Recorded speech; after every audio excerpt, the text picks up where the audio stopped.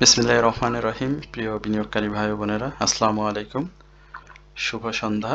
2 জানুয়ারি রোজ শুক্রবার এবং 2026-এর প্রথম শুক্রবার। আশা করি সকল ধর্মপ্রাণ মুসলমান আজকে আপনারা পবিত্র জুমার নামাজ আদায় করেছেন।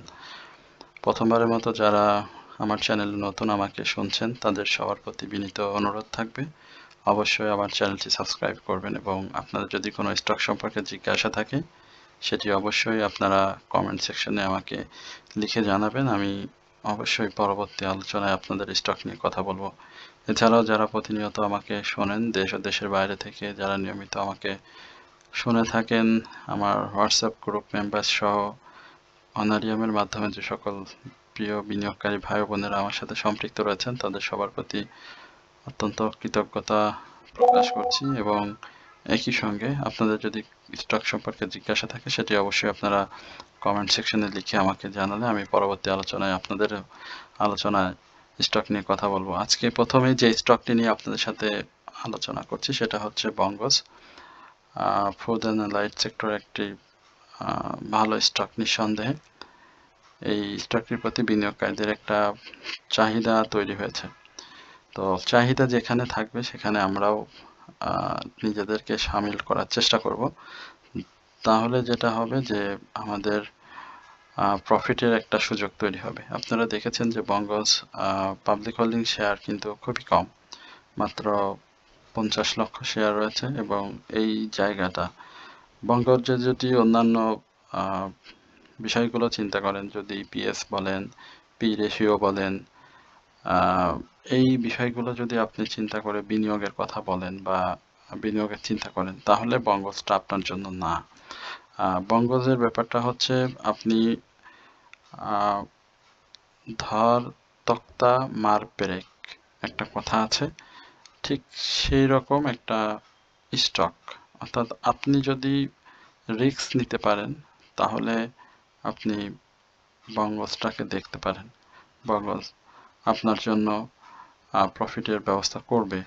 যদি রিস্ক না নিয়ে দীর্ঘমেয়াদে বিনিয়োগ করতে চান তাহলে বঙ্গজটা আপনার জন্য না। বঙ্গজের এই যে 131 আজকে যে ক্লোজটা দিয়েছে 28 তারিখে, সেম একই জায়গায় ক্লোজ দিয়েছিল 21শে ডিসেম্বর, একই জায়গায় ক্লোজ দিয়েছিল 18ই ডিসেম্বর, এই 131 টাকায় 30 টাকায় ক্লোজ দিয়েছিল। অর্থাৎ এই জায়গাটাতে বারবার আপনার বঙ্গজটা বাধাগ্রস্ত আছে। আপনি সেপ্টেম্বরের দিকে যদি দেখেন সেম একই জায়গায় আপনার ক্লোজ করেছিল। এই জায়গাগুলোতে আসলে বঙ্গজ বছরের বেশ কয়েকবারই বাধার সম্মুখীন হয়েছে। তাহলে এখন বঙ্গজ যেই জায়গাতে রয়েছে, দেখেন এই জায়গাতে এসেও ক্যান্ডেলটা কিন্তু সে ভালো করেনি, অর্থাৎ উপরে শ্যাডোটা অনেক বেশি রেখে গেছে, অর্থাৎ একটা দুর্বল ক্যান্ডেল বলে সে সাব্যস্ত হচ্ছে। তো আমি বলবো যে 131-এর উপরে ক্লোজ করে এখন বঙ্গজ কিন্তু একটা জায়গায় রয়েছে যেখানে যে 131 থেকে 33, 138 এই লেভেলটা কিন্তু সে টাচ করবে। অর্থাৎ আগামী দিনে আপনার বঙ্গজের এই জোনটা, অর্থাৎ যে ভলিউমটা করেছে সেই ভলিউমে বায়ার এবং সেলারদের সেম আধিপত্য ছিল। একই সঙ্গে ভলিউম যেহেতু পাবলিক হোল্ডিং শেয়ার কম, সেক্ষেত্রে ভলিউমটাও কিন্তু সে ধরে রেখেছে মোটামুটি একটা পর্যায়ে। আগামী দিনে যদি 100, আপনি আরেকটা কথা না বললে না যে হাইয়ের উপরে যে ক্লোজটা দরকার ছিল 131 টাকা 80 পয়সা, এই জায়গাটাতেও কিন্তু সে ক্লোজটা দিতে পারেন। আমি বললাম যে ক্যান্ডেলটা দুর্বল, তবে এই জায়গাতে 133 থেকে 138 বঙ্গজ যদি ক্লোজ করতে পারে তাহলে বঙ্গজের গন্তব্য 145 থেকে 150 এই লেভেলটা খুব সহজে হয়ে যাবে। অর্থাৎ আমি যেটা আপনাকে বলবো যে হিস্টোগ্রামের বার সেখানে ধূসর হয়ে গিয়েছে, আরএসআই বাড়ার জায়গা রয়েছে, বাই সিগন্যালে রয়েছে আরএসআই, সেটা নিয়ে সমস্যা নেই। কিন্তু এমএসিডিতে অরেঞ্জ এবং ব্লু রেখা কিন্তু প্রায় কাছাকাছি সিগন্যাল, অর্থাৎ সেল সিগন্যালের কাছাকাছি চলে আসছে। বাট মার্কেট পরিস্থিতিতে এই মুহূর্তে বাই সিগন্যাল থাকা এবং এইখানে বঙ্গজের 3 ইনসাইডের ডাউন ট্রেন্ডের পরে যে আপ ট্রেন্ডটা, এই আপ ট্রেন্ডে আপনি যদি এন্ট্রি না নিয়ে, যদি পূর্বের এন্ট্রি থাকে সেক্ষেত্রে আপনি প্রফিট নেবেন। এবং RSI 70 ক্রস পরে 70-এর আশেপাশে যদি আপনার ভলিউম সহ বাই সিগন্যাল শক্তিশালী থাকে, সেক্ষেত্রে আপনি এন্ট্রি নিতে পারবেন এবং সেই জায়গাতে আপনি খুব দ্রুত একটা প্রফিট টেক করতে পারবেন। তো আশা করি আপনারা বঙ্গজের এই জায়গাটাতে লক্ষ্য রাখবেন এবং বঙ্গজ আগামী দিনগুলো ভালো করার চেষ্টা করবে। আমরা অ্যাপেক্স স্পিনিং নিয়ে একাধিকবার কথা বলেছিলাম। আজকে অ্যাপেক্স স্পিনিং এর কি ধরনের অবস্থা আগামী রবিবারে করতে পারে সেটা আপনাদেরকে একটু জানিয়ে দেওয়ার চেষ্টা করছি। অ্যাপেক্স স্পিনিং এ এই মুহূর্তে আমি মনে করি এন্ট্রি না নেওয়াটাই সব থেকে বেটার হবে। এবং অ্যাপেক্স স্পিনিং যেই জায়গাটাতে গিয়েছে সেই জায়গাটাতে এখন তার কারেকশন জোনটা খুবই জরুরি এবং আগামী দিনে যে হাইটি করেছে 193 থেকে 195, এই জায়গাটাতে আবারও টাচ করে পরবর্তীতে সে কারেকশন জোনে চলে আসবে এবং রবিবারে আমরা এই স্টকটিতে একটা কারেকশন জোন দেখব। আমরা যখন এই স্টকটি নিয়ে কথা বলেছিলাম তখন কিন্তু আমরা অ্যাপেক্স স্পিনিং এর প্রাইস আপনাদেরকে দিয়েছিলাম 153 থেকে 160, এই লেভেলে আমরা একাধিকবার আলোচনা করেছিলাম। এবং অ্যাপেক্স স্পিনিং এর গত 2-3 বছরের লাইফ সার্কেল কেমন ছিল সে ব্যাপারেও আপনাদেরকে আমরা জানিয়েছিলাম এবং আলোচনা করেছিলাম। তো সেই জায়গাতে যারা অ্যাপেক্স স্পিনিং বাই করতে পেরেছেন তারা অবশ্যই ভালো একটা প্রফিট পাবেন এবং আগামী দিনে এই স্টকটি সেল প্রেসার থাকবে, নিঃসন্দেহে এটি বলার কোনো মানে অবকাশ নেই, নিঃসন্দেহে সেল প্রেসার থাকবে। এরপরে আমরা আরও বেশ কিছু স্টকের আজকে অনুরোধ পেয়েছি বা আপনারা অনেকেই জানতে চেয়েছেন।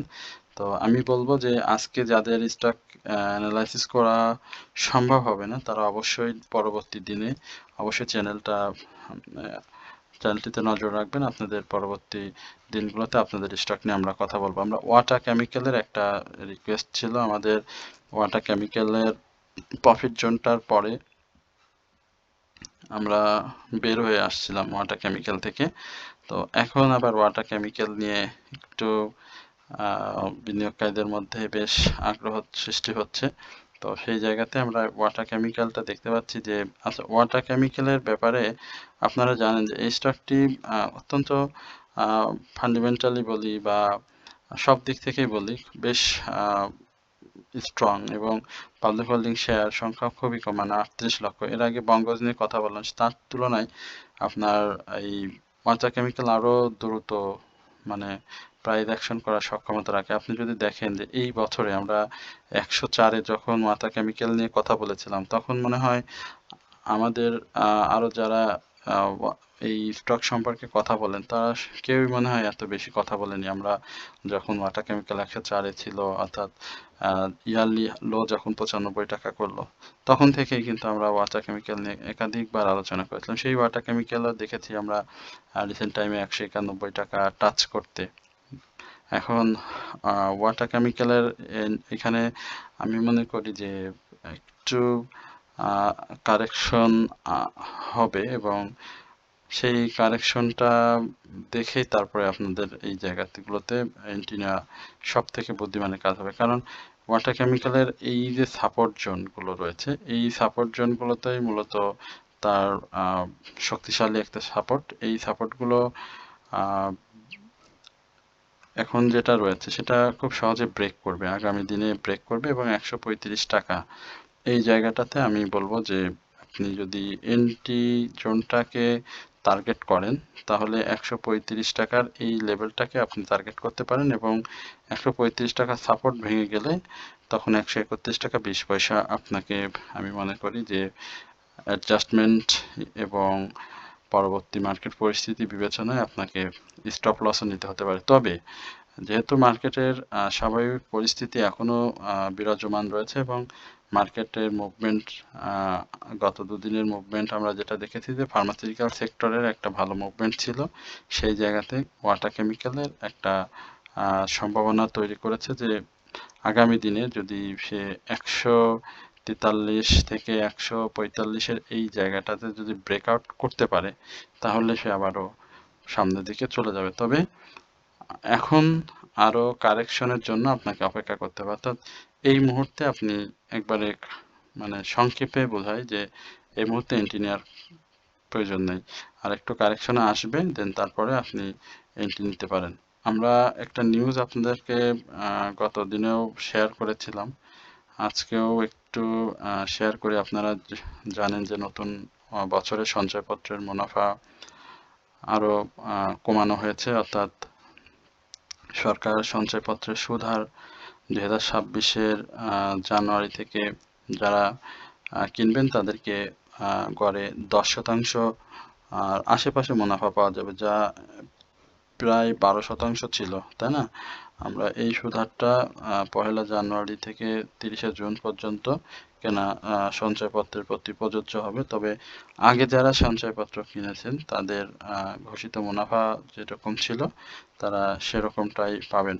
তো গতকালকে বাংলাদেশ ব্যাংক থেকে একটা সার্কুলার জারি করা হয়েছে, যারা এবং সঞ্চয়পত্রের সুদ হার দীর্ঘদিন অপরিবর্তিত থাকলেও গত বছরের জানুয়ারি থেকে কিন্তু তা সরকারি ট্রেজারির বিল ও বন্ডের সুদ হারের সঙ্গে সামঞ্জস্য করেই নির্ধারণ করা হচ্ছে। সুতরাং আপনারা সঞ্চয়পত্রের এই বিষয়টা আপনাদেরকে একটু বলি যে মার্কেটে একটা ভালো প্রভাব কিন্তু পড়বে, এবং 5 বছর পর ও 2 বছর পর 2 বছর মেয়াদি যে ট্রেজারি বন্ডের সর্বশেষ 6 মাসের গড়, সেটা কিন্তু নির্ধারণ মানে ট্রেজারি বন্ডের মাধ্যমে যেটা নির্ধারণ করেই কিন্তু সঞ্চয়পত্রের মুনাফা নির্ধারণ করা হয়। তো সাম্প্রতিক সময়ে ট্রেজারি বন্ড বা ট্রেজারি বিল এবং বন্ডের সুদ হার কমে আসে, সঞ্চয়পত্রের মুনাফার হারও ধারাবাহিকভাবে কমছে। তো আশা করি জুলাই ডিসেম্বর এই যে গত বছর 2025-এ সামান্য কমানো হয়েছিল, সেটি আস্তে আস্তে আরো কমে আসবে। এই জায়গাটাতে শেয়ার বাজারের একটা সুযোগ তৈরি হবে মার্কেটের মুভমেন্টে। তো আমরা দেখি সেটা আসলে ভালো নিউজ হলে তো মার্কেট আসলে সেভাবে বাড়তে দেখি না। তো আমরা দেখব যে আসলে আগামী দিনের এই নিউজগুলো মার্কেটে আসলে কি ধরনের প্রভাব ফেলে, এটাও আমাদেরকে একটু লক্ষ্য রাখতে হবে। আমরা এরপরে রূপালী লাইফ নিয়ে একটু কথা বলতে চাই। রূপালী লাইফ নিয়ে কি অবস্থা আছে একটু দেখি। রূপালী লাইফ দেখতে পাচ্ছি 78 টাকা।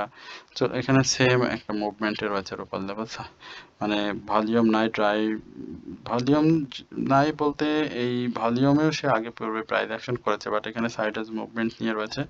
এর আগেও আপনাদেরকে বলছিলাম যে 80-82 এই জায়গাগুলোতে আসলে তার একটা ব্রেকআউট খুবই জরুরি। তো সেই ব্রেকআউটটা এখন পর্যন্ত দিতে পারছে না। সব থেকে ভালো হতো 84-র উপরে একটা ক্লোজ, এবং 85-60-এ এই মুহূর্তে 78-40-এ গেলে 85-60 এই লেভেলে একটা সেল প্রেশার ছোটখাটো থাকবে। তবে লাইফ সেক্টরের মুভমেন্ট রয়েছে স্বাভাবিকভাবে, এবং হিস্টোগ্রামের বাই সিগন্যাল রয়েছে। ভলিউম পেলে সেক্টর মুভমেন্ট আসার সাথে সাথে আপনার কিন্তু এই জায়গাতে রূপালী লাইফ থাকবে না, রূপালী প্রগতি, সিএলআইসিএল আমরা যেগুলো আগে পূর্বে বলেছিলাম সেই লাইফ সেক্টরের স্টকগুলো কিন্তু ভালো করবে। আমরা এটা আলোচনা না করে আলোচনার বাইরে গিয়ে কয়েকটি স্টকের নাম বলা সেটাও ঠিক হবে না। তো নিয়মিত যেহেতু আমরা আলোচনা আপনাদের সঙ্গে করি, সেহেতু আপনারা নিজেরাও এই চ্যানেলটি ফলো করলে অবশ্যই জানতে পারবেন। লেগেসি ফুটওয়্যারের ব্যাপারটা একটু রহস্যজনক আমার কাছে মনে হচ্ছে, কারণ এই জায়গাটাতে লেগেসি ফুটওয়্যার আমি দেখেছি যে লো ফেডের মুভমেন্টের সাথে সাথে লেগেসি ফুটওয়্যার কিন্তু সেভাবে প্রাইস অ্যাকশন করতে পারছে না, এবং ভলিউমটা খুব বেশি মানে হঠাৎ করে বৃদ্ধি পাওয়া, আনইউজুয়াল ভলিউম যেটা আমরা বলি লেগেসি ফুটওয়্যারের, সেটাও কিন্তু হচ্ছে না। আমরা টেনারি ইন্ডাস্ট্রি নিয়ে আপনাদের সাথে বলেছিলাম, সেখানে অ্যাপেক্স ফুটের কথাও বলেছিলাম, তাই না? এবং লেগেসি ফুটওয়্যারের কথাও বলেছিলাম। তো লেগেসি ফুটওয়্যারের দেখেন এই বছরে যখন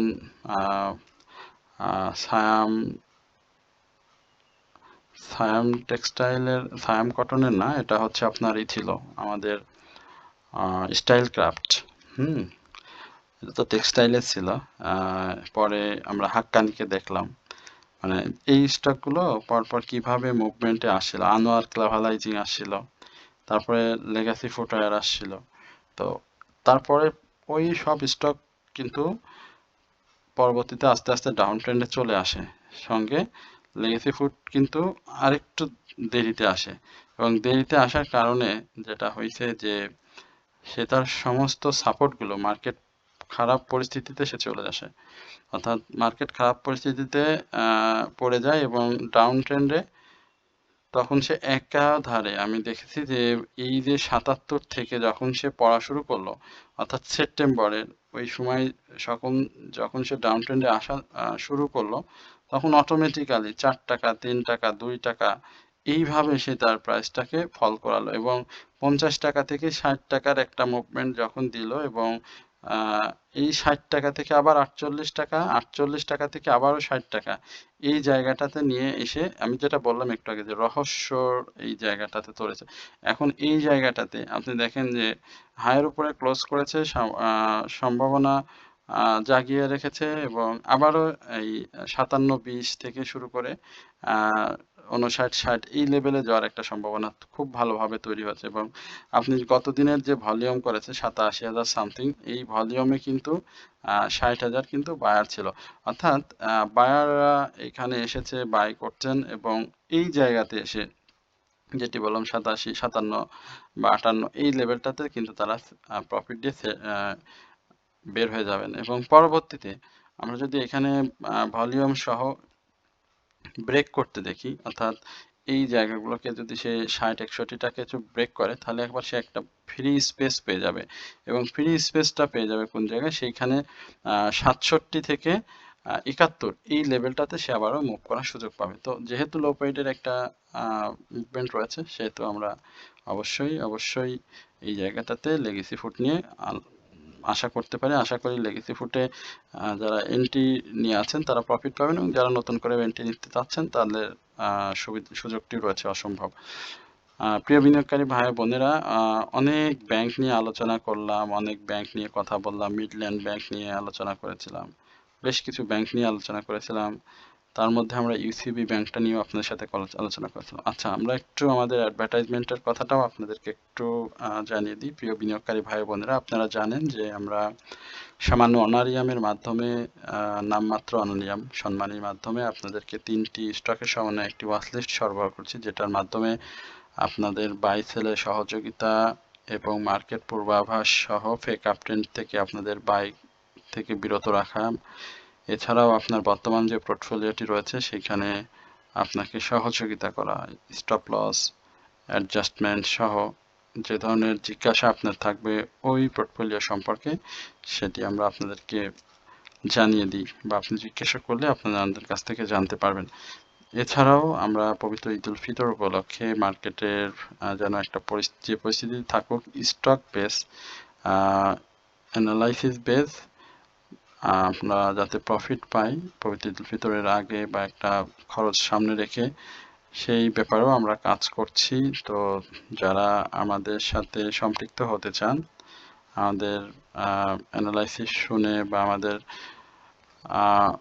আলোচনা শুনে যদি আপনাদের আগ্রহের বিন্দুতে পরিণত হতে পারি, বা আপনাদের মধ্যে আগ্রহের সৃষ্টি হয়, তাহলে অবশ্যই আপনারা আমাদের সাথে আমাদের চ্যানেলের কমেন্ট সেকশনে আমাদের হোয়াটসঅ্যাপ নাম্বারটি দেওয়া থাকবে, সেখানে আপনারা নাম্বার নিয়ে আমাদের সাথে যোগাযোগ করলে এই ব্যাপারে আরও বিস্তারিত জানতে পারবেন। আশা করছি যে আমাদের সাথে যারা পূর্বে ছিলেন তারা সবাই রয়েছেন, কেউ একটু অসন্তুষ্টি থেকেই চলে গিয়েছেন, বিশেষ করে যাদের বাড়িটা আমাদের সিগন্যাল ছাড়া করেছিলেন। এছাড়া যারা নতুন করে রয়েছেন বা পুরাতন যারা রয়েছেন, সবাই আমরা একটা পরিবারের মতো করেই রয়েছি। আশা করি আপনারা যদি আমাদের সাথে থাকেন, তাহলে আপনাদের ব্যবসায়ের যে পোর্টফোলিওটি রয়েছে সেটা আমরা সময়ের সাথে সাথে একটা ভালো জায়গায় দাঁড় করাতে সক্ষম হব। তো আপনারা আমাদের সাথে সম্পৃক্ত হলে অবশ্যই নাম্বারটিতে হোয়াটসঅ্যাপে নক করলে আপনারা জানতে পারেন। তো আমি তারপরেও আপনাদেরকে একটু নাম্বারটি মুখে বলে দিই, 0194 01768 583897 এই নাম্বারটিতে আপনারা যোগাযোগ করলে আপনারা আমাদের ব্যাপারে বিস্তারিত জানতে পারবেন। এরপরে আমরা ইউসিবি ব্যাংক নিয়ে একটু কথা বলি। ইউসিবি ব্যাংক কিন্তু 10 টাকা 50 পয়সার কথা বলেছিলাম, 10 টাকা 60 পয়সা ক্লোজ করেছে এবং এই জায়গাতে ইউসিবির আমরা 11 টাকার আশেপাশে দেখব বাই সিগন্যাল রয়েছে। বেশি আলোচনা দীর্ঘ করছি না, তারপরেও অনেকটা বড় হয়ে গিয়েছে। যারা চেষ্টা করছেন এই দীর্ঘদিন ধরে ব্যাংক সেক্টর থেকে প্রফিট নেওয়ার, তাদের হয়তো এই জায়গাটাতে ইউসিবি একটা 1 টাকার প্রফিট দেবে। আরএসআই বাড়ার সুযোগ রয়েছে। ভলিউমটা দেখেন এদিন একেবারে ভলিউম ছিল না, বাট তারপরে কিন্তু আবার একটা ভলিউম পেয়েছে। তো দীর্ঘদিন ড্রাই ভলিউম থাকার পরে ভলিউমটা গ্রো করছে।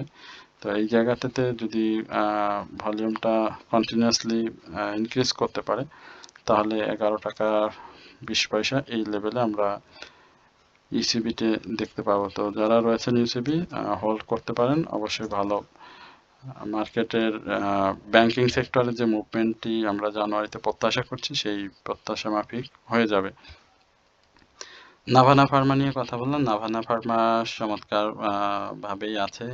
আশা এখন পর্যন্ত নাভানা ফার্মা, আমি যদি বলি যে 53-80 পরে 55 এই লেভেলটাতে নাভানা ফার্মা আমি প্রত্যাশা করছি ব্যক্তিগতভাবে, এবং সেটা সম্ভব যদি আগামী দিন ফার্মা সেক্টরের যে মুভমেন্টটা রয়েছে সেই জায়গাটাতে ভালোভাবে থাকে।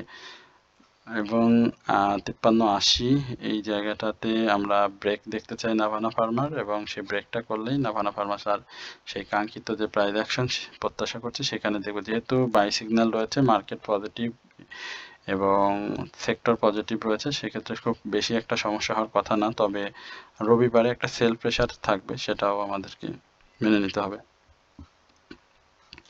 ইজিএন নিয়ে একটু কথা বলি। ইজিএন এর আপনারা জানেন আইটি সেক্টরের যে স্টকগুলো রয়েছে তার মধ্যে ইজিএন বেশ বিনিয়োগকারীদের পছন্দের শেয়ার, বাট ডিপ্লোম্যাটিক স্টকটি আসলে সেভাবে বিনিয়োগকারীদেরকে ডিভিডেন্ড দেয়নি। এছাড়াও তার কোয়ার্টারলি যে ইপিএস পুরা বছর যদি চিন্তা করি সেই জায়গাগুলোতেও খুব বেশি সুবিধা করতে পারেনি। তো বিভিন্ন সময়ে আপট্রেন্ডে যাওয়ার চেষ্টা করেছে কিন্তু মুভমেন্ট ধরে রাখতে পারেনি। এই জায়গাটাতে তার ইয়ারলি লো ছিল 16 টাকা 50 পয়সা, আপনারা দেখেছেন। তো সেই 16 টাকা 50 পয়সার পরে তার যে মুভমেন্ট ছিল সেইখানে আমরা তার হাই ছিল 22 টাকা 30 পয়সা। এখন অনেকের বাই আটকা, আমরা যদি তার লাইফ সেক্টর এই সার্কেলগুলোতে দেখি, দেখেন এই জায়গা অর্থাৎ এই 20 টাকা এবং 28 টাকা এই জায়গাতে কিন্তু অনেকেই আটকে আছেন, অনেকেই স্টপ লস নিয়েছেন। আবার যদি এই দিকটাতে দেখি, মানে মেজর যেই আটকাটা সেই জায়গাটাতে কিন্তু এখন অবস্থান করছে, অর্থাৎ 19 টাকা 80 পয়সা। সব থেকে 19 টাকা 80 পয়সা থেকে শুরু করে 21 টাকা 20 পয়সা এই লেভেলটা স্টকটি খুব বারবার মানে আসা যাওয়ার মধ্যে রয়েছে, এবং এই 21 টাকা 20 পয়সা যদি সে ব্রেক করতে পারে তাহলে আমরা 23 টাকা 60 পয়সা এই লেভেলে স্টকটিকে পাবো। তবে সেক্টর মুভমেন্টে আপনি যদি দেখেন যে যে স্টকগুলো আইটি সেক্টর মুভমেন্টে রয়েছে সেই জায়গাটাতে আমরা বর্তমানে আইএসএন এর একটা মুভমেন্ট দেখেছিলাম, পরবর্তীতে আরও দু একটি ইনটেকও মুভমেন্টে ছিল, পরবর্তী জেনেক্স সিলেক্টের একটা মুভমেন্টের মধ্যে এখনো আসা যাওয়ার মধ্যে রয়েছে একটু। ইজিএনটা কিন্তু সেভাবে এখনো নড়াচড়া করেনি। তার পাবলিক হোল্ডিং শেয়ার যে খুব বেশি তা না, মাত্র 4 কোটির মতো শেয়ার রয়েছে, কিন্তু ইপিএস যেটা সেই জায়গাটাতে কিন্তু সে খুব দুর্বল, অর্থাৎ ভালো করতে পারছে না। ক্যান্ডেলটাও স্বাভাবিকভাবে এই জায়গাটা দেখতে পাচ্ছেন যে দুর্বল, এবং এই ধরনের ক্যান্ডেলে যেটা হয় যে ডাউন ট্রেন্ডের একটা সম্ভাবনা থাকে।